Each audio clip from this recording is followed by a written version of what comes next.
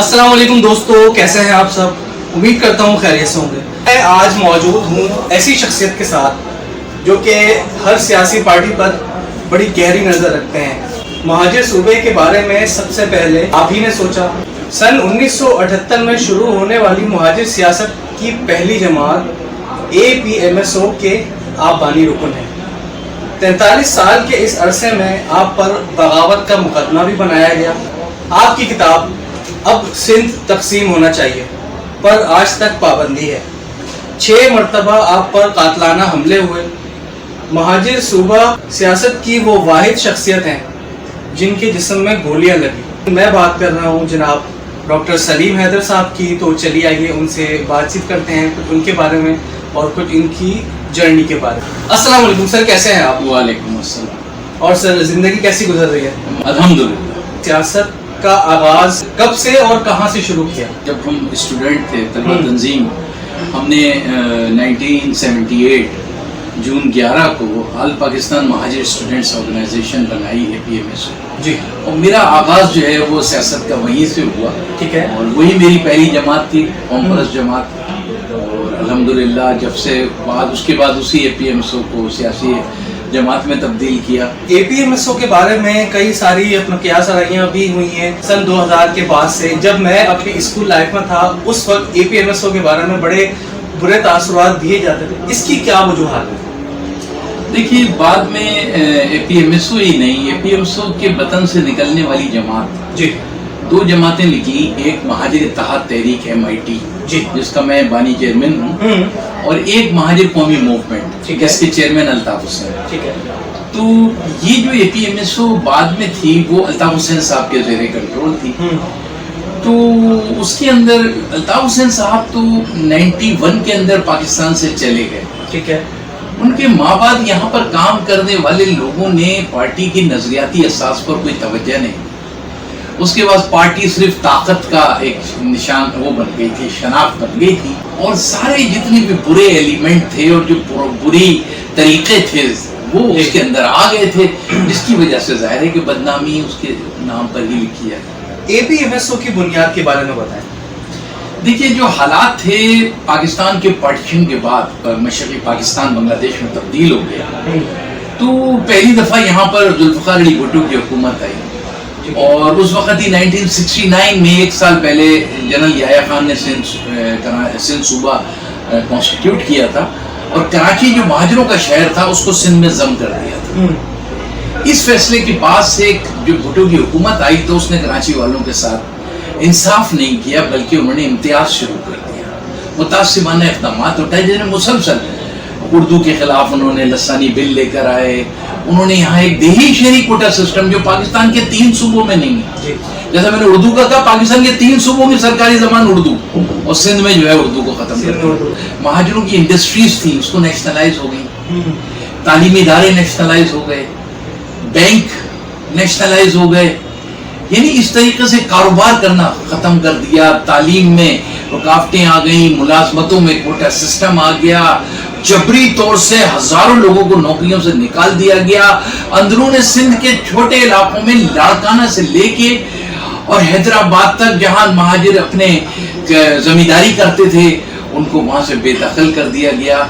इन सब अवामिल के नतीजे में महाजिरों के अंदर रद्द-ए-अमल पैदा हुआ और उस रद्द-ए-अमल के लिए महाजिर मजबूर हुए कि वो एक तलबा तंजीम ऑल पाकिस्तान महाजिर फाउंडेशन बनाए। सिंध में जो एक महाजिर सूबा बनाने का मुतालबा कर रहे हैं, ये किस हद तक और कैसे मुमकिन है। देखिए, सिंध में नए सूबे का मुतालबा कोई इतनी अनहोनी बात नहीं है। आप देख रहे हैं पंजाब में अभी जनूबी पंजाब सूबा बन रहा है, कोई क़यामत तो नहीं आ गई, कोई खून की नदियां तो वहां नहीं बह गई। ठीक है ना। ये सूबे जो है ना, ये एडमिनिस्ट्रेटिव यूनिट्स हैं। ये जब पाकिस्तान बना तो हमें 5 सूबे मिले थे और हमारे पड़ोसी भारत को 8 सूबे मिले थे। 8 सूबे में आज उनके 8 से 52 हो गए, हमारे 5 से 4 हो गए। हमने सूबों को एक ऐसा माइंडसेट है यहाँ पे जिन्होंने सूबों को धरती माँ बनाया हुआ है। जब सिंध में नए सूबे की बात होती है तो ऑलरेडी दिमाग जो है सभी का कराची की तरफ जाता है कि भाई कराची को नया सूबा बनाया जाए। तो इस पे क्या कहेंगे आप। देखिए, آپ تھوڑی دیر کو جیسا کہ سب جانتے ہیں کہ کراچی سندھ کے بجٹ کا 90% کراچی دیتا ہے، بے شک پاکستان کو 70% ریونیو دیتا ہے اکیلا کراچی. بالکل ٹھیک. اس کے معنی یہ ہوئے کہ یہ دودھ دینے والی گائے ہے، آپ اس گائے کو کتنا ایکسکیوز کریں گے؟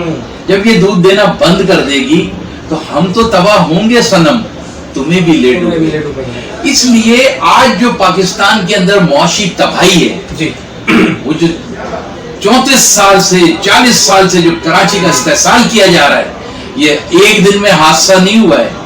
کسی شاعر نے کہا کہ وقت کرتا ہے پرورش برسوں، حادثہ ایک دم نہیں ہوتا. کراچی اٹھ جاتا ہے، اس کو اس کے اختیارات مل جاتے ہیں، ایک صوبائی اختیارات، صوبائی حدود طے ہو جاتی ہیں، تو یہ پاکستان کا انجن، معاشی انجن پھر دوبارہ کھڑا ہو جائے گا. آپ کو وفاق سے کیا کیا شکایات ہیں؟ دیکھیے، وفاق سے ہمیں سب سے بڑی شکایت یہ ہے کہ وفاق دم نہیں پکڑتا ہے، اور خاص طور سے 18ویں ترمیم کے بعد تو مجھے لگتا ہے وفاق کی نظر ہی نہیں آتا. 73 کے آئین نے پاکستان کے 4 صوبے میں تقسیم کر کے دراصل پاکستان کو 4 پاکستان میں تبدیل کیا. میں اکثر کہتا ہوں کہ ہم تو سندھی پاکستان میں رہتے ہیں، اس لیے کہ ہمیں نہیں کوئی فائدہ نہیں ہے، ہمیں پنجابی پاکستان سے ہمارا کوئی تعلق نہیں ہے، پختون پاکستان سے، نہ بلوچستان پاکستان سے، اسلام آباد کا یہاں وجود نہیں ہے. ہمیں ہمارے رائٹ دینے ہوں گے تاکہ ہم بھی خود کو پاکستانی سمجھیں. حکومت آپ کے خیال میں اس مسئلے کو حل کرنے کے لیے کیا اقدامات کر رہی ہے؟ حکومت ایک الگ چیز ہوتی ہے اور ریاست الگ چیز. ایک الگ چیز. ہمیں تو شکایت ریاست سے ہے. اچھا، یہ جو مختلف حکومتیں آئیں ان سے مطالبے ضرور کرتے ہیں، لیکن ہمیں ان کی نیت کا پتہ ہے. نواز شریف نے 2013 کے الیکشن جیتنے سے پہلے کہا تھا کہ وہ ایک نیشنل کمیشن بنائے گا جو ملک بھر میں صوبوں کو دوبارہ سے ریوائز کرے گا اور نئے صوبوں کو تجویز کرے گی. وہ بھول گیا، 5 سال اقتدار کر کے یہاں سے روانہ ہو گیا. موجودہ حکومت عمران خان کی، ہم اکثر کہتے ہیں، ابھی 2 روز پہلے انتقال ہوا صدر ممنون حسین کا، وہ 5 سال اسلام آباد رہ کے آ گیا، اس نے ٹکے کا کوئی کام نہیں کیا. بظاہر اس کی نمائندگی کیا تھی؟ کراچی کا صدر ہے. ایسی آج کل ایک صدر ہے، 3.5 سال ہو گئے، ایسے ہی ایک دن وہ کراچی واپس آ جائے گا خاموشی سے، اور وہ کچھ نہیں کر کے جائے گا. 3.5 سال اس نے کچھ نہیں کیا ہے، 1.5 سال میں بھی کچھ نہیں کرے گا. اس حکومت سے صرف یہی کہیں گے کہ انصاف کرو، صرف پارٹی کا نام تحریک انصاف رکھنے سے کچھ نہیں ہوتا. مہاجر اتحاد گروپوں کا آپس میں ملاپ ممکن ہے؟ یہ میں تو ایک آپٹیمسٹک آدمی ہوں، اور مجھے امید ہے، اور کیونکہ مہاجر عوام کی شدید خواہش بھی ہے، تو یہ کہ ان گروپوں کو، لیکن ان میں سے اچھے لوگوں کا، اگر ہم نے وہی پرانا اتحاد کرنا ہے تو پھر وہی پرانے کام ہوں گے، تو پھر پرانا ہی انجام ہوگا. اس لیے ان گروپوں میں موجود اچھا ایلیمنٹ جنہوں نے کوئی سبق حاصل کیا ہے، ان کا فوری اتحاد ضروری ہے تاکہ اس قوم کو ایک مضبوط پلیٹ فارم دیا جائے. اچھا، متحدہ کی قیادت اور ان کی سیاست کے بارے میں آپ کی کیا رائے ہے؟ دیکھیے، متحدہ اوور آل تو میں سمجھتا ہوں کہ ایک ناکام پلیٹ فارم ہے جو اپنے عوام کے لیے کچھ نہ کر سکے.